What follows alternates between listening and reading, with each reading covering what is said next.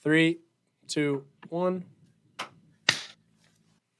Hello, everybody, and welcome to another episode of Hit Chat Group Chat. We got the whole gang here. We have myself, Connor Reynolds, JP Fasone below, Connor Burns to the side. JP, how you doing today, sir? Good.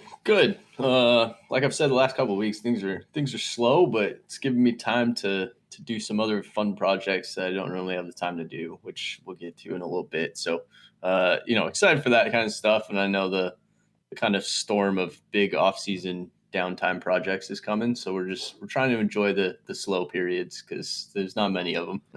Hey, embrace it, baby, embrace it. Mr. Burns, how are you, sir? Opposite of JP, I'm in the weeds right now.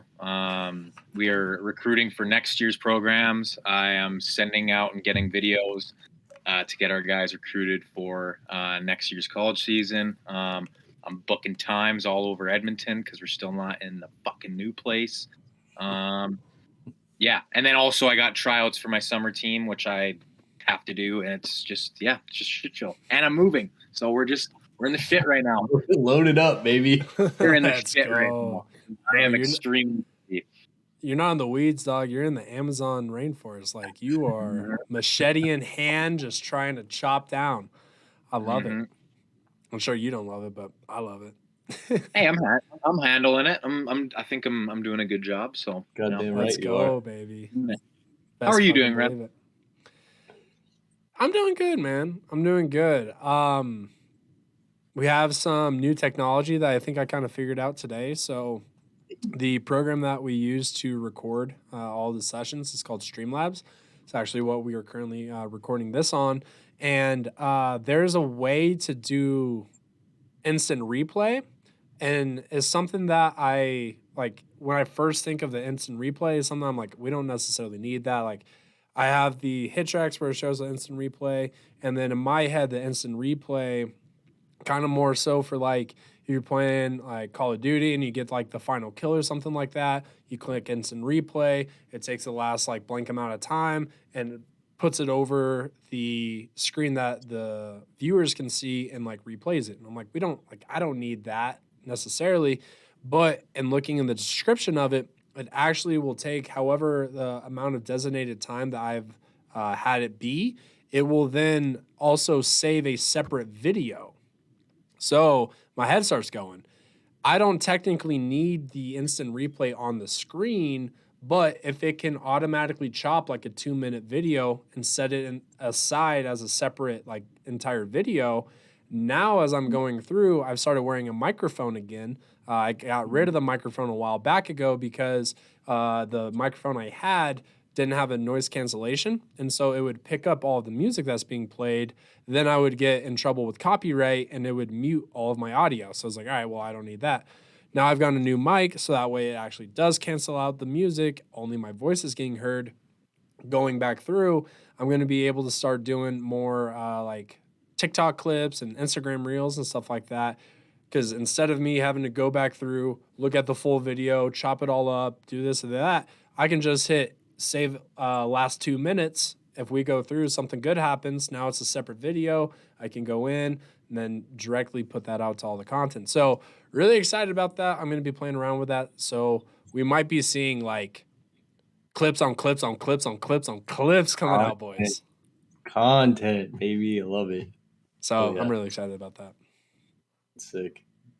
I know, JP, you've got it down the rabbit hole for us. But before we kind of jump into that, Fast Performance put out a little picture today, a little meme of guys saying like, hey, you know, it's 2 weeks before tryouts are coming up, at least here in Colorado.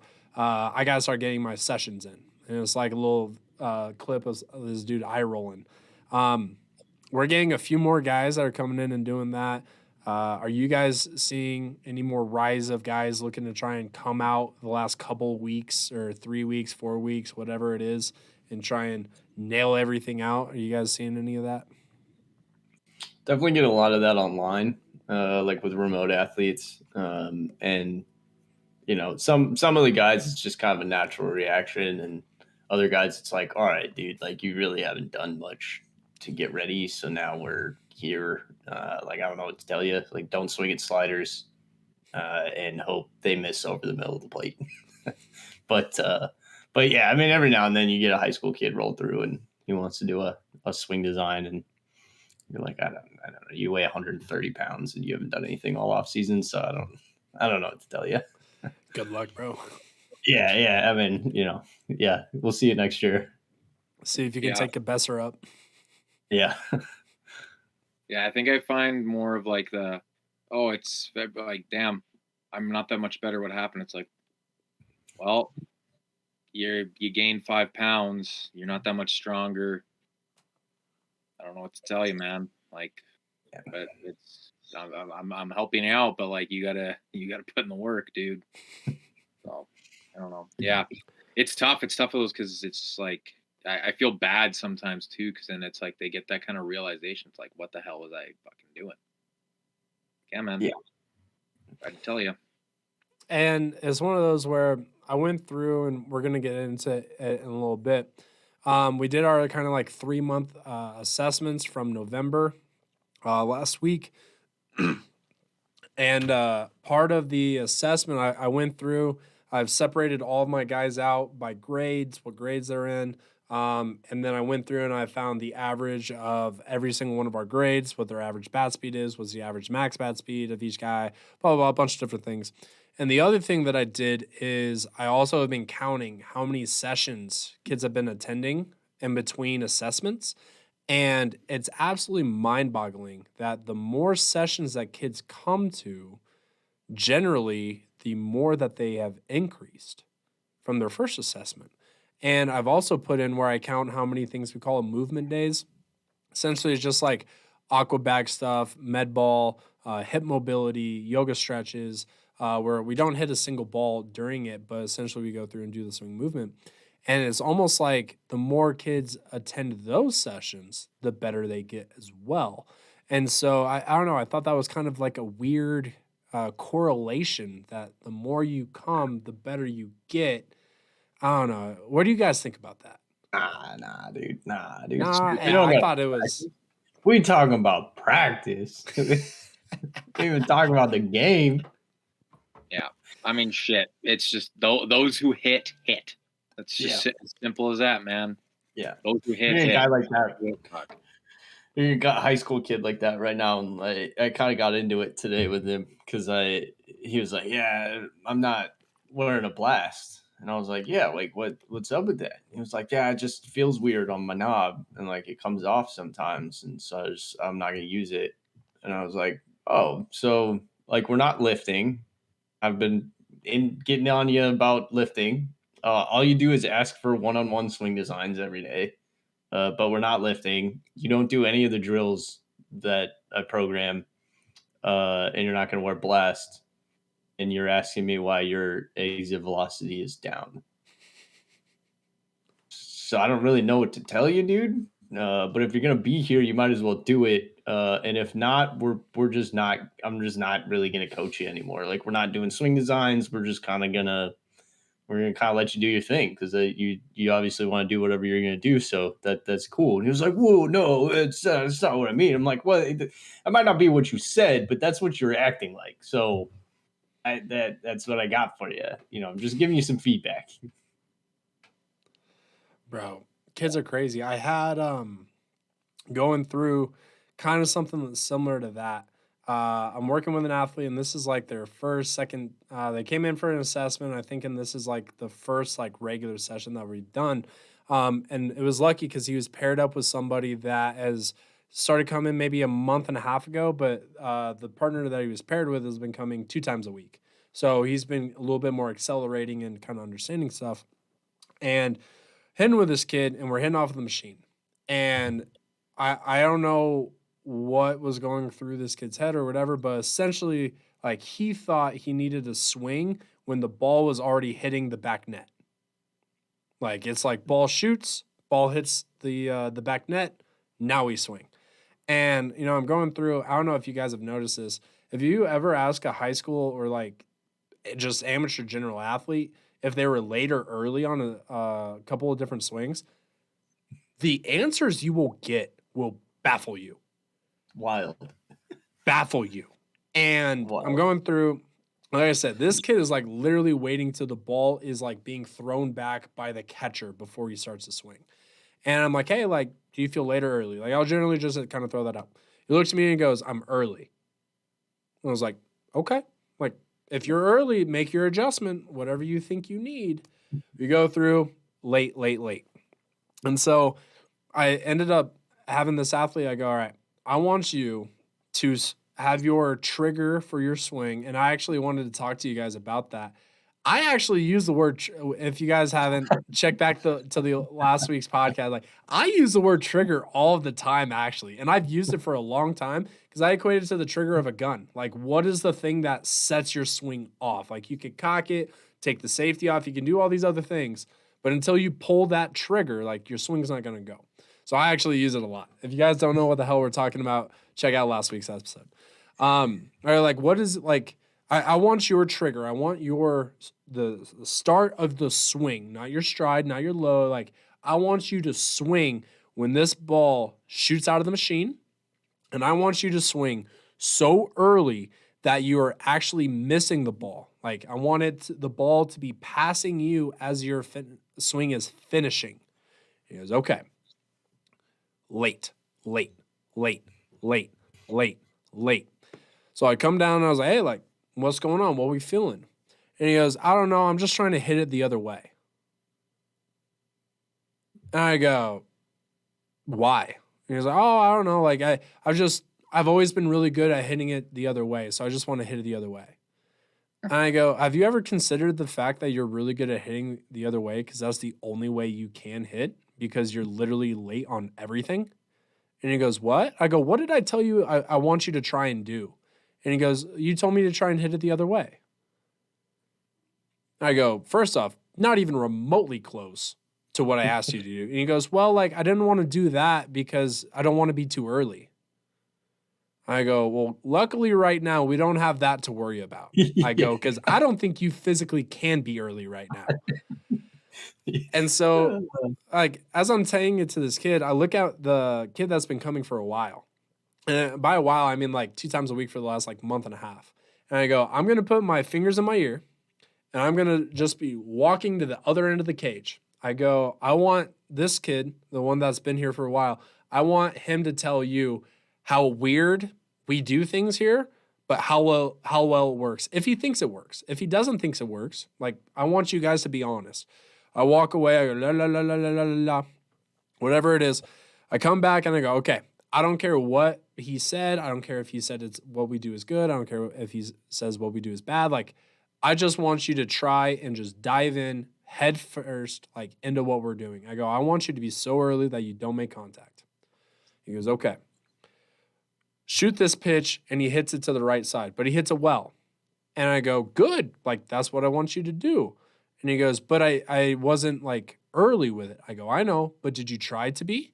And he goes, yeah. I go, so are you starting to notice? I go, that is what actual late timing is. I go, and how early did you feel like you were swinging?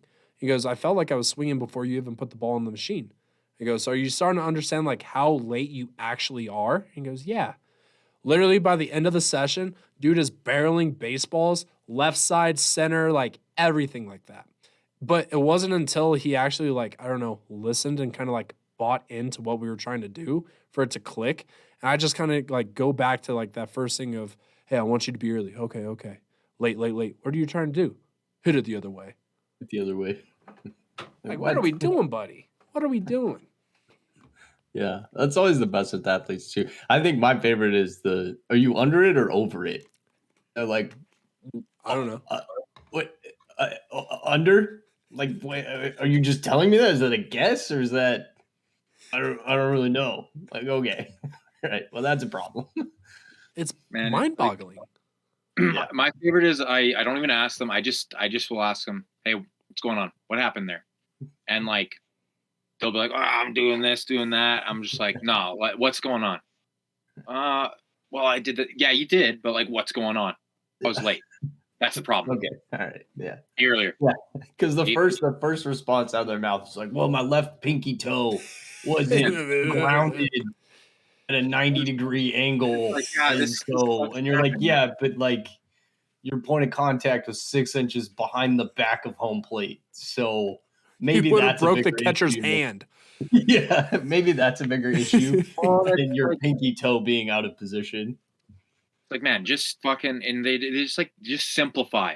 Let's Yeah, just simplify it. Like, holy Christ. yeah. No, yeah, that shit kind of is happening, but that's not what the fuck Yeah, is. I'm not worried about that right now. Or like you said, Bros, where it's like, hey, I want you to pull the ball.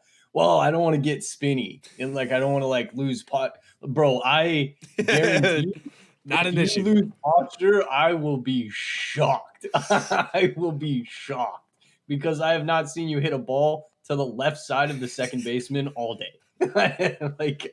It would astound me if you struggled to hit the ball the other way when you're trying to pull it. It would astound me. I had this one guy, so we're going through, and he had been, this is a different kid. He was being a little bit late on stuff. And I was like, all right, like I want you to pull this pitch. I go, I want us living on, and we always have Fenway set up. Shout out to the default setting and me being lazy. But for me, it's also like a really good marker. I'm like, hey, like I want you to hit it over the green monster. So that way we're getting air, pull side, getting used to that right now. I'm not telling him, hey, I want you to air, pull side, but it's just like, hey, hit it over that giant green thing on the TV. Okay. So this kid goes through, and again, keep in mind, kid was late, right? Goes through, rolls over on 2 pitches, and gets mad at himself. And I was like, hey, like, why are we getting mad? He's like, oh, like I'm rolling over. I was like, yeah. I go, is that closer to the green monster than when you were flaring stuff to the right side? Yeah, but like, I don't know, I'm getting here, blah, blah, blah. I go, you realize like what like rolling the ball over means? Like, do you know what that means? He's like, "Ooh, I hit it to the shortstop. I'm like, yeah. I go, but that also means that your bat was so early in the zone that you were actually finishing your swing. I go, have you been early at all yet? Sits there for a little bit. He's like, no. I go, all right. So guess what? This is a good thing. Like, this is what I was wanting you to do. Now, let's work to hit it up the middle. Next 3 are barreled in the left center gap. Yeah. And it's just like, oh, what coach is the guy that I'm paying money to is actually kind of have an idea of what he's doing. That's what our pro group loves to chirp like the trainers about stuff like that. It'll be like, hey, so like where are you trying to hit this? They're like, you got me. I was just trying to hit it. Okay, where are you gonna try to hit this next one? I'm gonna try and hit it at the shortstop shins. Okay. And it's just like 102 in the gap. Then they just kind of look back and go, somebody should pay you to do stuff like this. It's like, yeah, man, weird. Like, yeah. Man, I've been fucking pounding my head into a wall the last month on just external cues. Like the amount of conversations I've fucking had. And like the higher up it kind of like goes, it kind of clicks, but Jesus, like my like 14 to 16, like we'll talk and like I'll tell them like, hey man, just think about hitting like a ground ball up the middle here. They're popping up. Line drive. Like, oh wow. And it's like, okay. No way. Week later, same thing. I'm like, man, what did we talk about last week?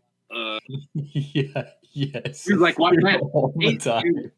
Oh, this works for me. I'm gonna fucking write this down. I'm gonna remember this. Okay, that's gonna be my one thought when I hit now. Like, it's just like, Jesus, guys, like, help yourselves out here. It can't be coming from me, man. You guys got to start. Coach, what's happening? Yeah. Well, Jimmy, what have we talked about the last 14 times you've been in here? We were talking about trying to hit ground balls.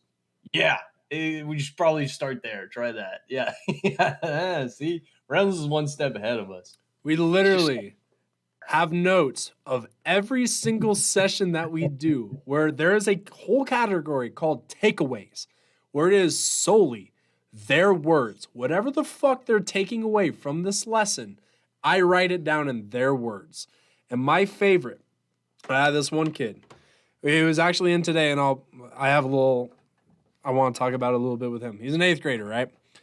The dude, like, doesn't understand that you have to swing like level to the pitch or maybe a little bit. Like my guy should be fucking up in like Washington with the fucking lumberjacks because the man just chops wood fucking daily. And for like a month, we've been working on like not chopping down, where I've had him do where he sits there, 1, 2, 3, swing. I'll have him have his start with the bat on the ground and swing up from the ground. Like, we are literally trying to do anything and everything in this fucking world. So this man does not have a consistent -3 attack angle on every fucking pitch that he sees. Something finally clicks. Something fucking happened where I can't remember like what exact drill it was, but like something clicked for him. We write it down in the takeaways. I literally see him like 2 days later. We show up, goes through, he gets done with his warm up. And I go, hey, how are we feeling today? He's like, oh, good, blah, blah, blah. We get through like 5 or 6 pitches. And I just looked at him and go, hey, did you do that one drill I wrote down that you said worked out really well in your warm up? And he goes, oh, no. Okay, like, why not? And he goes, well, I thought I had fixed it last session.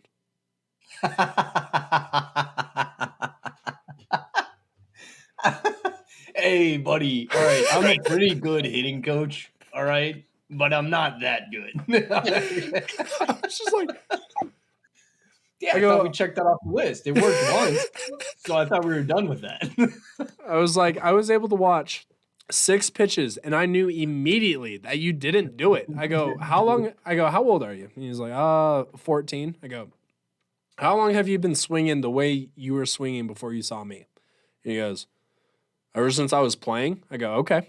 So that's like what, 12, like 10 years, 10 years of you just doing the same thing over and over.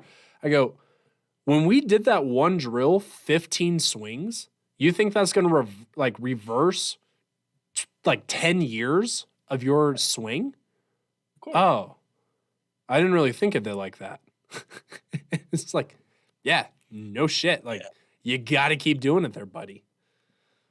It's wild. The thought process, the way the brain works, it just baffles me sometimes. I'm like, how did that idea pop into your head? And then how did your brain go, yeah, that's a money idea. That is perfect. I did it last time. I'm good now. Yeah, we're good. Oh, yeah. And then I think back to all the shit I did growing up. And I'm just like, nah, that kind of makes sense. Like, I was the exact same guy. I was just like, bah, I got that dialed. My tee swing feels grooved. I am roping balls off the tee. And then, I don't know. I'm going to keep just kind of throwing out stories until you guys hop in or shit, I run out. And then JP's ready for his down the rabbit hole. But so I just got done working with a bunch of 6th graders, team of like 5 or 6 that are coming out. And today we're doing a drill. It's kind of like horse. I call it bat. They just self-toss, hit it, and they have to call out like either using hit tracks, like double in the right center gap, single left side, blah, blah, blah. Or they can use like markers inside of the cage, back net. We have a couple targets hanging up, little things like that. So we're going through, and pretty early, the kids realized for some reason, every time they called a single or a double, they were out in the infield. Like, ball's not even getting past the baselines. And they're going, oh, whatever, like, brr, brr, brr, that's a base hit, that's this, that's it, blah, blah, blah, blah, blah. So then they started going more just, back net, L screen, this or that or that. So then we go through and we're doing front toss. And same thing. They're hitting balls. They're like, oh, I'm not how, blah, blah, blah. So I set them down, and I was like, all right, how big is this cage? How big do you guys think this cage is? And they're throwing out everything from 60 feet to 100 feet. I'm like, okay. I go, actually, it's about 65, 70. They go, how big are you guys' base paths this year? Obviously, they didn't know. So I look over at Coach. I'm like, Coach, how big are the base paths? I think we're at 80 feet this year. Gentlemen, your base paths are bigger than this cage. Like, first base is further away from you than the end of this cage is. So just hitting it to the end of the net, just hitting it to the back cage, like, you are not hitting that very far. And I have like them kind of like looking at me like, what? And I was like, all right. So this one kid comes up, hits a ball, barely makes it to the back net. And he's like, oh, yeah. Turns around, and the shortstop's running in to field it. And unfortunately, like, I think it did kind of click to them of like, oh, like, I am not hitting this ball hard at all. But to like see all of the like process go from like, oh, I scorched that ball, turn around, and it's not even making like second base. And then for kind of go like, oh. And I was thinking about it. I still have high schoolers doing that shit.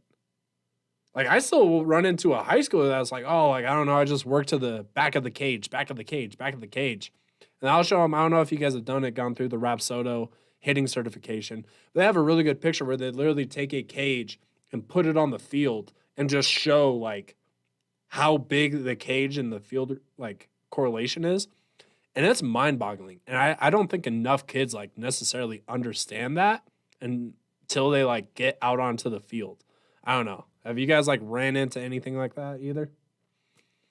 Yeah, I mean that's just like, I mean that sounds like me growing up. Like, honestly, that sounds like me. Sounds like me my entire playing career. It's just like I am a roping balls to the fucking middle of the back of the net. And I get in the game. I'm like, why do I only hit singles? I don't understand. I want to hit for power, and I just can't. Yeah, it's just one of those fucking things. They're also 12. They're idiots. Yeah, that is very true. You said right when you said, yeah, I had a group of sixth grade, and I was like, oh god, fucking miss me with that shit. Miss me with that. I've decided too. It's just something about like athletes. Like it doesn't matter whether they're 30 and in the big leagues or whether they're 9 years old. It's just like you're an athlete, you're an idiot. Like you're just gonna be kind of dumb, and it's just kind of the way it is. You gotta be the right kind of dumb. There's a right kind of dumb. Like I got some fucking dumbasses, but like when they're hitting, like I see them working, and I'm like, okay, you're an idiot. But like when you get a bat in your hand, you know what the fuck's going on. Yeah. They get some guys that go the other way where they walk in the cage and you're like, oh, well, you are way too smart to be hitting. Mm-hmm. So I was like that can't blah, blah, blah, blah, blah. And you're like, dude, you fucking hit the ball 75. Like chill out. Yeah, it's fine. So I had a kid, and this is honestly like my favorite story to tell because I love this kid to death. He's not playing anymore, but like, god damn it, I fucking love this kid. So we're going through, and I think this was their junior year. I'm coaching my USA Prime team, whatever. All my guys are going out to tryouts and stuff for their spring. All of a sudden, I get a phone call from one of my players, and he calls me and he goes, "Coach, I won't be able to play this spring." I'm like, "What the fuck happened? What's going on?" Blah blah blah. He broke his kneecap. You might ask, how does someone split their kneecap in inside high school tryouts? Well, they were running like home to firsts, and the coach had said run to the wall. This wall is about 20 feet beyond, like 10 feet beyond. Homeboy literally tries running all the way to the wall and high knees a brick gymnasium wall and breaks his kneecap in half. Oh no. And he is a kid that's like, you have to be very specific about shit. Otherwise, whew. And immediately when he calls me and he tells me that, I go, did they tell you to run through the wall or like run to the wall? He's like, yeah. Yeah. It's like, god damn it, dude. Hey, whatever coach says, I'm doing it. I'm gonna one of my best hitters. He was one of the best hitters because it was just like see ball, hit ball, and that was literally the thought process. Oof. No, it was bad. Man, It was actually, I have a good story about a sixth grader. I might get you to cut this because it's just. It wasn't even me. It was my other. So it's like I got there are a couple 13Us. So like sixth grade. They come in on Wednesday nights, and then I have them on Saturday mornings. They're a nightmare. Just 2 of them. They're a nightmare. Anyway, man, we're working on external cues and just being like, hey, so every time they come to kids, hey, what are you trying to do here? Like, what's your one thought? And usually it's like, oh, line drive out the middle, whatever.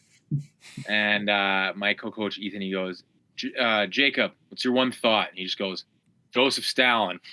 And he was like, what?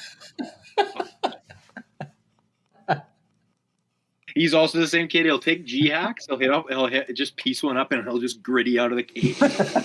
He's a fucking psychopath. Unbelievable. Dude, see, that's why working with younger kids is fun though. You just get some wild stuff. He's whittling out of the cage. It is fucking amazing. We'll do our tramp holds before you throw, and he just loves the trampoline. So we'll just be doing like 50 of them. Like, you gotta stop. You can't do that many. 2 sets of 8, dude. Stop. It's incredible. That's amazing. Yeah. That's amazing. So to slightly on top of that, so the kid that decided to like try and run through the wall, one day before a game, I would literally walk as they're playing catch. I would walk by every single kid and just ask like, "Hey, how's the mental? How's the spirit? How's the physical? Like, where's the body at? Everything like that." Walk up to him and, "Hey, like, how are you feeling today?" And he responds with blueberry pie. I was just like, what? Like, you're feeling like a blueberry pie? And he goes, honestly, coach, it's my favorite kind of pie. So, like, feeling pretty good. Yeah, fuck yeah, man. Hell and yeah, so dude. Every game after that, I was like, hey, like, what kind of pie are we feeling? And one time he was like, pecan pie. And I was like, hold on. Is that the bad? Fuck does that mean? And he goes, I hate nuts, coach. And I did not sleep last night. It's like, gonna be a rough one. All right. That's incredible. Oh, blueberry pie, baby. Hell yeah. Hell yeah, dude. Well, all righty. Is good time for your down the rabbit hole? Yeah, we'll transition to something a little bit more. Yeah, a little bit more dense. But we'll see what happens. I did put it into a slideshow, little slide deck, so it's gonna be a little bit more professional. I know. My God, so it's me rambling as much. So like I talked about last couple of weeks, gym's slow, not as much athlete time I'm spending, so I just kind of have a lot more free time. And what do I just decide to do with my free time is stare at motion capture data because I'm a nerd. And so we had talked about last time or the time before about posture and maintaining posture in space and what does that look like. And so I spent the other day kind of just amateur data scientist I am trying to kind of tackle that problem at least a little bit. And this cartoon I have is hung up in our R&D lab. And I think it just so perfectly fits with just like the first process of like solving scientific questions, which is just, I have an idea, but I don't think that it's good yet because who knows? And that's kind of how I felt about this whole process as I kind of went through it. So when we think about maintaining posture, maintaining spine angle, I think about a fixed axis that the body's going to rotate on. I think that's a pretty standard way to kind of imagine that happening. So my thought was, let's find 2 points. Let's draw a line through them, and let's figure out how much that line moves around, and that'll kind of give us an idea of whether an athlete is maintaining posture better than another athlete. So what we have here is kind of the raw markered model from an athlete. And what I'm going to look at trying to do was trying to take a point from the torso and a point from the pelvis and kind of draw a line through them. Well, we have the right hip joint and the left hip joint. And to be perfectly honest, I kind of gave up on trying to find the exact middle of those 2 points. So I said, you know what, we're just going to take the center of mass and call it kind of close. close enough. So we're looking at the proximal thorax marker, which is kind of dead in the middle of the chest, just above the sternum. And then we're looking at the center of mass. So we're going to take those 2 points, draw a line through them, and that's going to be our spine angle, quote unquote. And the hypothesis was that, okay, higher level hitters keep that angle the same more often than lower level hitters. And so the way I went about doing this, instead of trying to map angles and use my cosine and sine, stuff like that, I just took the distance in one direction, figured out what it was when they started their swing at their trigger, when they started their swing, or what we mark as downswing, and compared that to contact. And the idea was like, okay, if the distance between those 2 points stays the same, then they've maintained their spine angle really well. If it gets closer, then they haven't. If it gets further apart, then they haven't. And so I started with the y direction, which is going to be this distance here. So looking at how close to home plate that center of mass and that thorax, proximal thorax marker is at their downswing position. So subtracting the thorax position relative to the ground, the global plane, or the front right-hand corner of home plate, and looked at how far away it was essentially to home plate, subtracted that from the center of mass position from home plate to get the distance between those 2 points, and then subtracted that from contact. So we're figuring out how much that distance has changed between downswing and contact. And looking at the y direction, kind of running through our database. So this is a distribution chart. So the higher the graph goes, the more swings had that outcome or that distance change. And then organized by playing level. So we got our college, high school, independent, minor league, MLB guys. And you can see for the most part, guys at every level pretty much end up in the same spot. The distance doesn't change that much. The only real outlier here is our independent group, who has this weird wonky little line. And the more I looked into it, there was kind of just one athlete that was skewing like all the data in that direction. So we'll kind of ignore that for now. And so since everybody kind of ends up in the same spot, you take some swings and you miss sometimes. And so, is what it is. Not going to find much insight there. So I moved on to the other direction. We're looking at the X direction now. So closer to the pitcher, further away from the pitcher. Same math. We're going to subtract, find the distance between the 2 points, and then find how much that distance has changed from downswing to contact. And when we look at this distribution plot, we start to see a little bit more variety between the different playing levels. So you can see that purple line and that blue line are minor league and major league guys being a little bit more negative than kind of the rest of our group. And negative in this sense is going to mean that the distance between those points got further apart with the torso position getting closer to the catcher.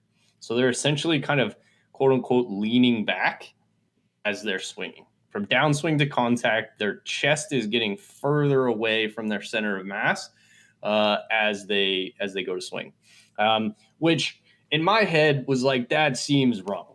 That there's definitely something wrong with my code. There's no way I did this math right. It doesn't seem like dudes lean back because in my head, maintaining spine angle, if anything, higher level dudes I expected to lean more forward to try and maintain that posture as much as possible.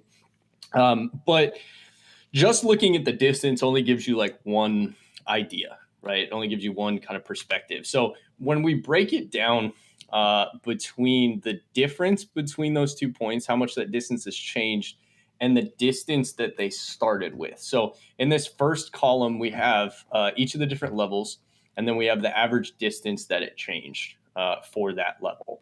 And then the second column, we have the difference at downswing. So how much distance is there at downswing? And then the last column, we have how much distance is there at contact.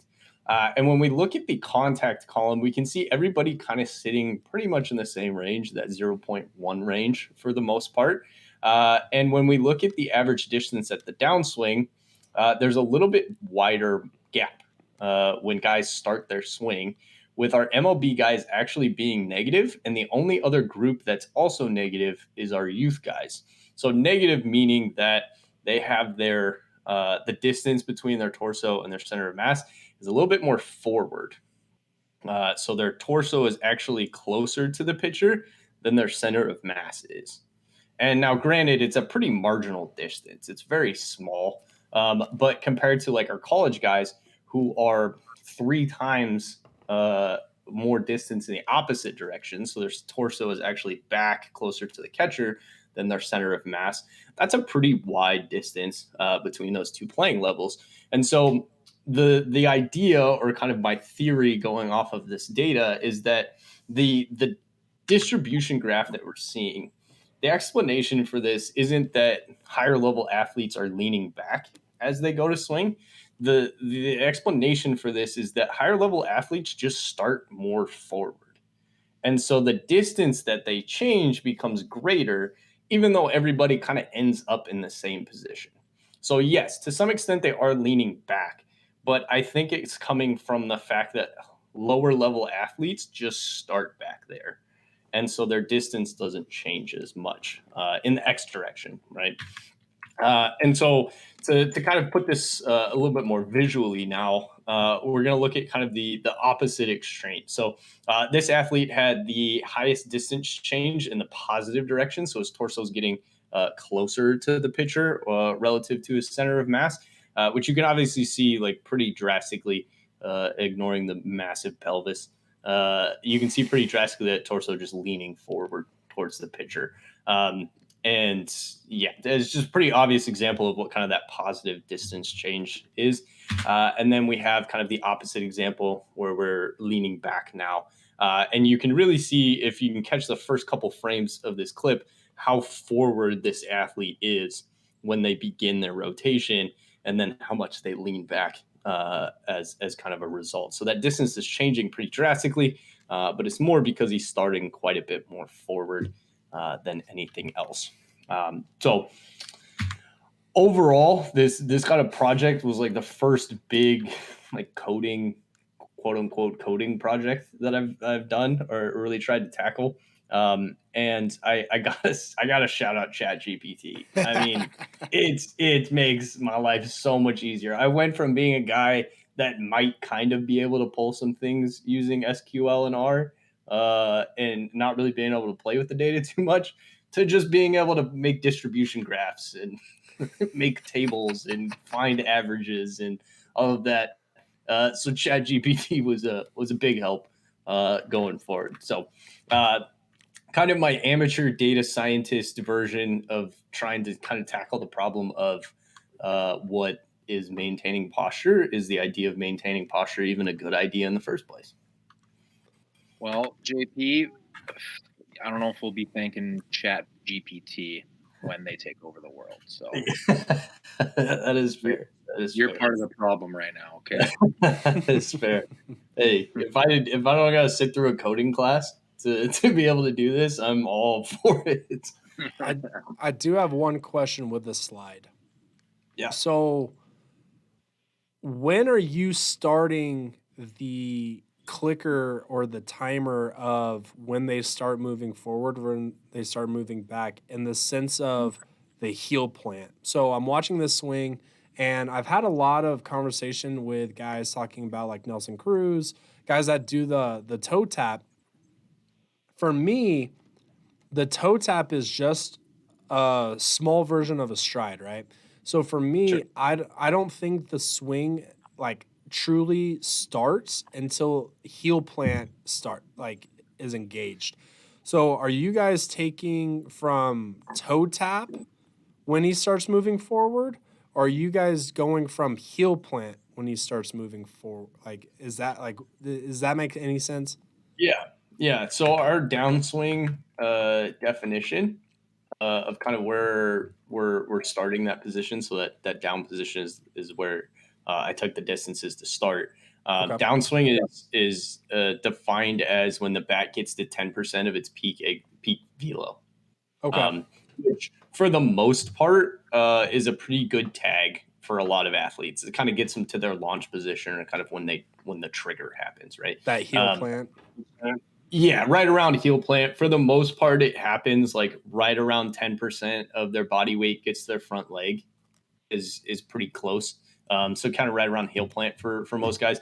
This athlete in particular, the tag of downswing is tagged super early because he's got that big like barrel tip, and so he gets to 10% of his peak bat speed super early. So he's probably an outlier, a little bit more of an outlier because of that. But I also still think it's a really good example of somebody that's just throwing their torso at the ball 100%. forward. So yeah, you are correct. Yeah, I still think this is a pretty good example, even with the really big bat tip. No, Well, and that's really good. I like it a lot. I was thinking too, just like with that guy, I was like thinking I was thinking Shohei, where I was like, I feel like people would be like, oh, that guy definitely like is a positive mover. But then I feel like if you actually like break it down like you have, you'd find it'd be the other way. Cause it's like Yeah, he leans, but he's here, and then he's at his trigger and it's like boom. yeah, exactly, And going through this, I think my idea of like what maintaining posture is and like maintaining space has changed a little bit. Like Whoa, I whoa, think wait. We're making new kind of revelations based on data that you're seeing. Like, what? Whoa, whoa. big if true, Uh, What? I think traditionally the idea of like a stable axis of rotation is probably easier to conceptualize. But I think in reality, it's probably closer to like the axis of rotation for the Earth, where there's some like wobble or like if inefficiency to some extent. Um, and I think the like, kind of next project or kind of next idea is like, okay, if we know that the distance between those points is going to change, does the amount of change is that affected by like pitch location? Is that affected by point of contact? Is that affected by like do higher level guys move more often, or are higher level guys moving the same all the time? Like, is that spine moving around the same all the time, or is it different depending on pitch? Is it different depending on athlete? Does it really have nothing to do? It's just kind of a personal movement preference. I'm not really sure, but I think the kind of idea of just like a stable spine angle to roll or rotate around is probably not accurate. Well, because I'm even thinking too, like I got like a clip in my head of A-Rod hitting where it's like he's early curveball and he just like he goes, but he just keeps his hands back and then he like boom just finishes out here, Yeah. on dead center. Like there's another one with like Griffey. It's like down and then it's like off speed a little bit more, but stays back with it, right? And then I almost think of trying to think of an example, but like other guys where it's like a little bit late on the fastball, but it's just right here, right? I feel like there's definitely some discrepancies for sure with like pitch selection, different things like that. Yeah, and I think it's interesting because I think coaches focus so much on like how do you stay back, right? And what does it mean to stay back? And the coaching verbiage of like how do you get forward and stay back at the same time? And I think it's kind of interesting that like in the data, okay, like the torso position gets in front of the center of mass more with higher level athletes. So when we're starting to talk about like how do you hold your backside longer, well, and how do you hold your backside and go forward? Well, what we're kind of trying to describe, but what it seems like we're trying to describe in reality is how do you keep your center of mass back long enough to allow your torso to get in front of it, or at least get over that center of mass to give yourself enough space to now, like we've seen, start to kind of lean that torso back a little bit to be able to get the barrel around versus college guys who a lot of times you start coaching like, okay, keep your weight back longer. You get a guy that's jumping at the ball. They'll just hang back. And then you're like, okay, like you're doing good now. Find kind of the middle ground between hanging back and going too far forward. And they'll normally get their lower half going forward. And their torso will just sit back there forever. And so they kind of get that like angled posture where they're kind of leaning back and now they're underneath everything. And so like finding a way to coach like the center of mass staying in relatively the same spot or staying controlled while allowing the torso to get forward seems to be what a lot of coaches are trying to get at. But like I said, this is just like an amateur data scientist doing amateur work. I have a challenge for your next down the rabbit hole, JP. Oh, all right. What do we got? I would be curious to see what the correlation of good hitters in the different levels are of the amount of distance the front foot travels compared to the amount of distance the head or the like upper sternum travels. So one thing that I think I've been noticing or realizing, and maybe it's just from, selected bias of the specific videos I've looked at and comparisons, Sure. but the guys that I've noticed where their head and their foot move at the same rate or travel the same distance or same speed, those are the ones that are losing their back leg, like that coil that they're kind of getting. And the Mhm. ones where the lead foot, their stride foot travels at a greater distance or speed than the head does, those are the guys that are able to maintain that rear leg. So Okay. again, that's just something that I've kind of looked at and noticed a little bit when I'm Mhm. like reviewing video and stuff. Is what is that correlation of the head and foot? Are they moving together, or is that foot moving where that head is barely moving? Interesting. Interesting. Yeah, I'll get on that. Or I'll get ChatGPT on that. Shout out ChatGPT. Shout out ChatGPT. Uh, So yeah, I don't know. It was an interesting project to kind of fill my time, and kind of something that I thought was applicable to things we talked about last time. Hell yeah, baby! I love it. Good stuff. Bernsey, do you have anything? I got I that one thing that we've talked about. Prayer. Oh no. I got something actually. Let's see Just what you this got, is brother. definitely more geared for the high school athlete right now. So like I'm in the process right now of just sending out hundreds of schools video of a bunch of different guys, right? Kind of a realization, okay, for the high school athletes that are looking to get recruited, right? I'm getting some replies, and a lot of it is like his video. What kind of character is he? Is he a hard worker? Blah blah blah blah blah. Right? Being a good teammate, working hard, work ethic, all that stuff, obviously super important. You gotta realize though, with especially now after COVID and the backlog it's caused, the transfer portal, all that stuff, fucking immensely harder to get recruited, find a place, right? It's also a good thing though, because it's making Division 2 even way more competitive. It's making JUCO way more competitive. NAI, D3, all that stuff, right? Um, the only people who fucking replied to the videos though, like, were guys who liked the swing, and I sent out a couple guys, solid video, like left side hitters, EV lived between like it was like 8 clips, 95 to like 101.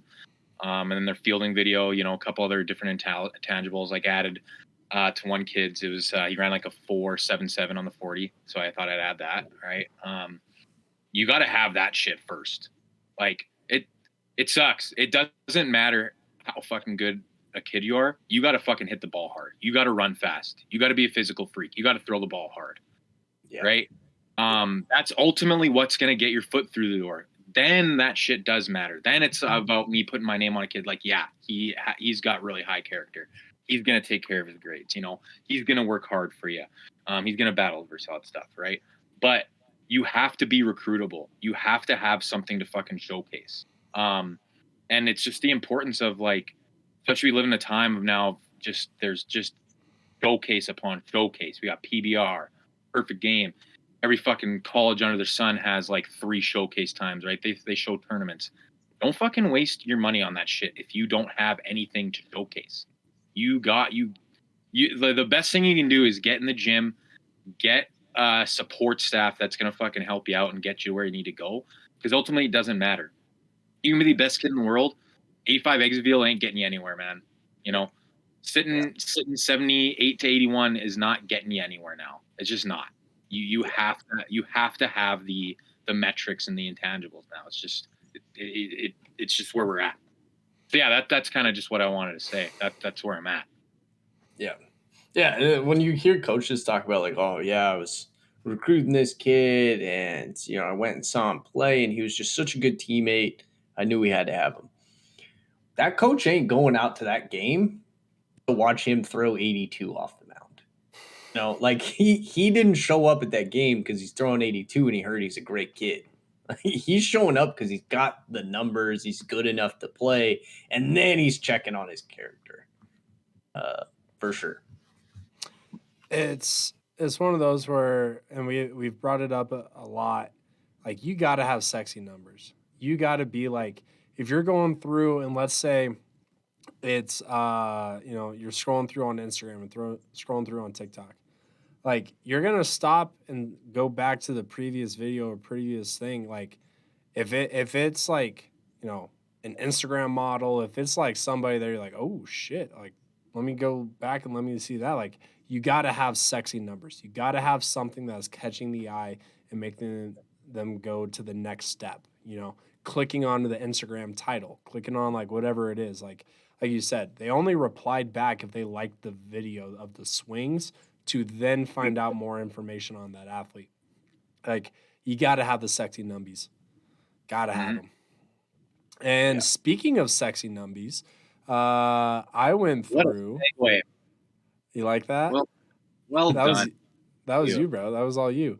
I went through and I found the average of every single showcase that went on for Prep Baseball Reports. Oh no. On Prep Baseball Reports, and I found the average exit velo, distance, hand speed, bat speed, and rotational acceleration of every grade from 7th graders to seniors that participated in these showcases. I then also went through and found all of those averages, except for hand speed, because honestly, fuck hand speed right now. Like, if you have good bat speed and good rotation, I don't care what your hand speed is. If you have good hand speed but you don't have bat speed and rotation, I don't give a shit. So, went through and I also found that for all of my guys that are coming in to train with us as well. So right now it's appearing up on the screen. This is also going to be a blog that I'm going to be putting out together as well. So if you're watching this right now, you are going to be getting all of the information where in the blogs I'm going to be putting out like 8th grade one day, freshmen the next day, sophomores. I'm going to slowly build it up. But looking at these numbers, right, we have one thing that I noticed that kind of stumped me a little bit, JP, like you mentioned earlier. You were looking at the numbers and you're like, why? Like, this isn't accurately representing how I think it should be representing each age group. And the two that I kind of really want to put out there that kind of threw me for a loop are the seniors, and then the 7th graders are the big ones, but then also 8th grade kind of gets lumped in with those 7th graders. So I'm looking at this, and if we're looking at all these numbers, right? If we're going through, if you're looking at the average and the maxes of just the perfect, or I apologize, PBR. I keep wanting to say perfect game of the PBR, right? For some weird reason, generally, the juniors and the sophomores are having better exit velo numbers than the seniors are. And I was trying to figure that out. I was like, all right, why are juniors and sophomores hitting better than seniors are? Then I thought about it. If you're already committed somewhere and you're a senior, you're not going to be going to a PBR showcase. So essentially, the only seniors that are attending PBR showcases are the ones that are still trying to find homes. Now, when you're a sophomore, junior, or a really good freshman, you're going to be going to these showcases to show that you're a really good freshman, sophomore, or junior. Well, then you reverse that and look at the 7th graders. Like right now in 2022, a 7th grader, the max or the average max velo for a 7th grader was 76.5, and an 8th grader is 80.4. And I'm like, all right, first off, looking at my 8th graders and my my middle school guys, that is not even it's kind of close actually, but not as close as like I was liking. Well, then I think about it. What kind of 7th and 8th graders are going to be going to PBR showcases? The really freaking good ones, right? And so that was I was looking at it, and those kind of like skewed the numbers a little bit for me, which is why we're also going to be going through multiple years, 2021, 2022, all the way through, so that way we can get those seniors that were seniors in 2021. What were they doing as juniors, and then reverse of that. But going through, I was really proud of how my guys kind of compare to the PBR, because also the other caveat is you got to think of how are they collecting this data and this information as well. PBR generally will do just like 15 swings off of BP, whereas myself, and it's just one show. Like, I mean, I went through again every single showcase, but if one kid only goes to one showcase, they're only capturing 15 of their swings of that one athlete. Whereas at Fast Performance here, all of these numbers are based off of swings off of the machines, and they're based off of multiple and multiple and multiple and multiple and multiple sessions that they've gone through and done. And so I don't know. I thought it was kind of interesting. I really like looking at trends and data of going back and forth and trying to figure out like, all right, what is the average sophomore in the state of Colorado? What are they swinging? How does that compare to my guys? Are my guys better? Are my guys worse? What's the trend of that? When those sophomores become juniors, what's the average jump that a sophomore is able to make from their sophomore year to their junior year? Are my guys being consistent with that increase in averages as well? And kind of just going through. So I don't know. I thought it was kind of fun to kind of dilly-dally a little bit into these numbers, and I'm looking really excited to get some more. I've sent this out to UJP, you, Connor. So we've got guys in Washington that are able to see this information, guys in Canada that are able to see this information. I also have my buddy John Lampros over at 25 Baseball. He's in California. I sent this over to him. So I'm really trying to just get an overall idea. And this is honestly into a bigger picture that I've been working on for a couple years now. That is something we'll get into another time where maybe I'll have my own down the rabbit hole. But essentially, for the last couple of years, I've been trying to figure out why the average, I think it's close to like 60 to 70% of Colorado athletes that go on to college, generally they come back. I think it's a 60 to 70% rate of kids coming back within the next 2 years. And so a couple of years ago, I sat down and I was like, all right, why is that? How can I train so that doesn't happen to my hitters? So I looked at all the perfect game pitches that had been thrown from 2016 to a couple of years ago, what the average increase of fastball velocity, what's the average fastball velocity of each age group, and stuff like that. So now we're working on the hitting side of everything. So yeah, kind of a lot of nothing for somebody that doesn't really care. But to me, I don't know, really interesting to try and figure out what these numbers are. But I don't know, any thoughts from you guys on anything that I just kind of went over? I think the selection bias is an interesting point for sure. Of just like seniors, good seniors are not going to go to a PBR showcase because they already have contracts. They're not contracts. What they got money. They got muns. Yes, and sir. so they're already going to be locked in. And I think the other interesting thing too is like your sample, like you said, is going to be a lot larger sample size, and your environment's a lot harder. So the numbers are going to be a lot closer to like your athlete's true talent versus kind of the PBR numbers. But I think it gives a good representation in general of kind of what does the athlete in America look like compared to the athlete in Colorado. Yeah, I didn't even actually think about the senior thing. That makes complete sense because I was kind of wondering the same thing. But honestly, insane to me that there's 7th grade PBR showcases. Yeah, Bro, there's not Perfect Game started nationally ranking 9U teams. What the hell are we doing, man? Like, fuck. It's those fucking, dads must be hyped though. fucking Bro. that's just My wild. mind- Just insane. Should not be a thing. No. Well, Like, I welcome think PBR does like good stuff, but like, man, the 7th grade thing, that's just such a cash grab. Like, Yeah, but you don't understand. My kid is the next Ted Williams. You don't understand. He just needs to get in front of some. He just hadn't been seen yet. I bet half those fucking 7th graders are gonna quit by the 10th grade. Yeah, because they're Uh, gonna all of a sudden suck as 10th graders and be like, "Oh, I was nationally ranked as a 7th grader, and But I went now I to, can't even make my JV team." but I went to 28 PBR showcases. yeah. Bro, my favorite was going through and having a couple of athletes that I had previously worked with that it thought that my prices were way too high, way too high. They are the same ones that have attended 3 showcases uh, with PBR in a matter of like 3 months, and none of their numbers got better. Yet they still ended up spending like $1,200 on showcases in a 3 month Weird. span. And if you were to look at the training that I do, it doesn't even like I think it would be at like $800 over 3 months. So yeah, I don't know, kind of crazy, a little wild.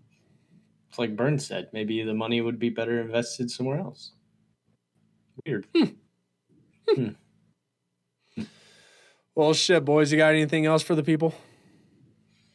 Yeah, I got something. If any of you fine listeners are interested in going down the rabbit hole yourself, there is some open biomech data that Driveline has put out. So there's hitting biomechanics data out there. Just Google the Open Biomechanics Project, and it should pop up. You will need some to download some software. It's all free to get access to it, so you can see everything. But if you're interested in rocking some Chat GPT code and doing some biomechanics research on your own, definitely check that out. Love to have more people getting into it. The more people we can get into doing amateur research like this or professional research, the faster we can figure out how the hell to hit the ball more often, more hard. Fuck yeah, baby. I love it. I love it. I'm glad that you guys aren't just doing it for the pictures. I know, right? That's I awesome. know. Oh yeah. Well, thank you everybody for tuning in. Until next week, I think next week episode is the 50th of the Hey, potty, I believe. I think this is 49. So pretty let's cool. go. Pretty cool, cool, cool. But outside of that, thank you everybody for tuning in. I appreciate it. And until next week, we shall see you then.